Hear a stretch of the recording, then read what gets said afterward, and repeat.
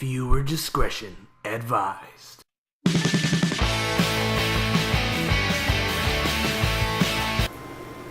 What's up YouTube, Big D here, time to review Constantine Season 1, Episode 1, pilot, but technically titled Non-Est Asylum. This is a spoiler review if you've not seen the episode. Please go to mbc.com/Constantine. Watch the full episode there, man. Come back at this your watch later with faves. Come back to me, baby. Should take me less than 2 minutes to recap the whole episode, and then pros and cons, tell you my thoughts, and what I think about the pilot. So, again, should take less than 2 minutes. By the way, also, on Fridays, I review Z Nation, do not forget. So, he checked himself into an asylum, John Constantine in the beginning. I may have some errors, by the way, guys, because it's the first pilot, don't know everybody's name, so give me some time here.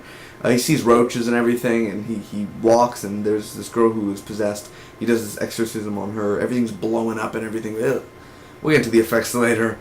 This girl, which is like the main girl, Lynn, her car stopped working, and when she meets John Constantine, he gives the card to her, and it says like Master of Darkness or whatever, and he's like, I'm getting new ones made.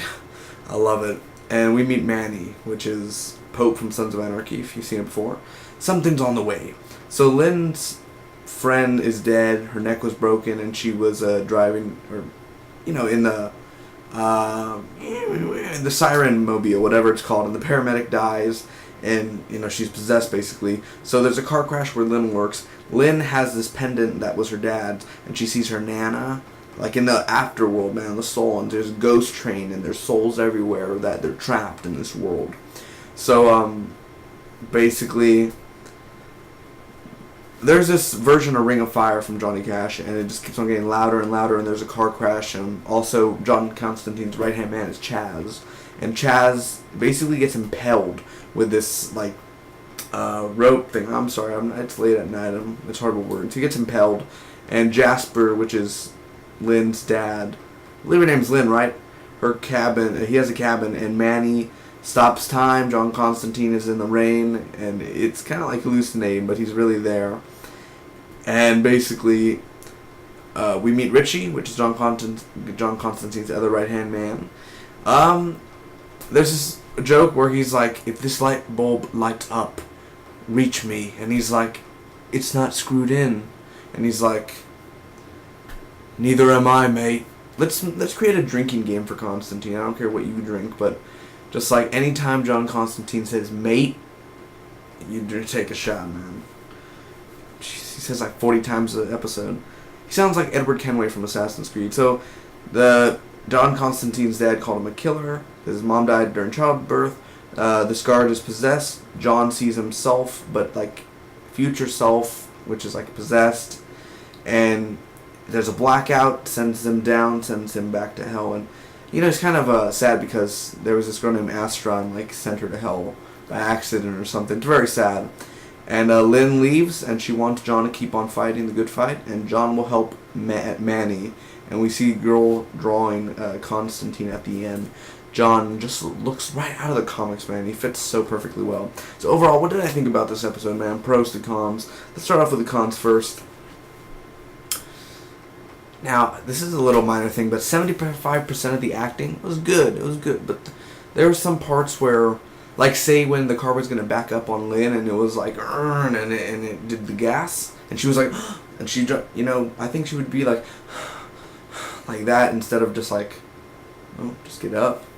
Let me go to the front of the car. No, I would be like, what the hell? Like that. I mean, there's some parts where I felt like they redid the take again, where it didn't have that actual, like, realism or effect. I'm sorry I dropped my journal. You know what I mean? Just like the actual reaction at points of acting. And I felt like the first 30 minutes was too rushed. Not bad. Like, I love the first 30 minutes and the last 30 minutes. But I felt like they kind of, it went from best friend having neck broken to a guard being possessed to, it just went on from car accident to souls, and it just kind of felt like they were trying to jam in everything into one, which it worked out pretty well, but still it felt kind of too rushed, where you're kind of like, alright, take it a little bit slow at a pace. Now the pros. The action in this show is quite amusing and very fun and very entertaining. It kind of reminds you of Supernatural, but only Constantine could kick ass. He doesn't need a brother. Yeah, mate. It's scary. I actually got scared at a part where that paramedic dies. I was scared, man. And the lights go off, and it's crazy, and it's intense. This is an intense show. I mean, you have to, pray if you're one of those, man. It's very intense and very deep and very evil. I love the ending, man, of just seeing the artwork, because Constantine is such a complex character, yet he's fun and interesting and very dynamic at what he does. Constantine himself, man, I just love, what's the guy's name? Matt Ryan? Matt Hardy? Yeah, not Matt Hardy. I forgot the actor's name, I'm so sorry. Matt Hardy, no, Matt Jones, something like that, Matt Ryan. Ryan something. Very, very good. He fits Constantine very well. He fits it. At first, when I saw the promos, I was like, British, the British. And then I saw him, and I'm like, wow, really great, really great. And the effects now, the first time he did that exorcism in the beginning, the effects were so bad. But after that, the effects picked up, looked realistic, parts were great, most of the time. And I love the dialogue. I think that it's like Supernatural. I love the dialogue in each episode. I like the villain in this episode, who was John Constantine. Like, of course, it was just an image of him, not actually like him. It's just like a demon looking like him. That. And I like the plot of this episode overall, and the little references and Easter eggs and seeds that they're planting for the rest of this season. Thanks so much. I'm going to end up giving this a solid A. Just not an A+, not an A-, an A. Secondarily, a B+. I think it was a great season premiere. I'd watch it again, and I'd recommend it to anyone who's seen Supernatural, X-Files, or any of the sci-fi, magic, demonic type of TV shows. If you like that, then this show is definitely for you. And if you like a British voice and a British mind for Constantine, then you're definitely going to like this. Thanks so much for watching. See you guys next week, Halloween.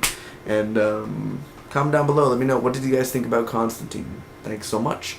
May the Spock be with you always.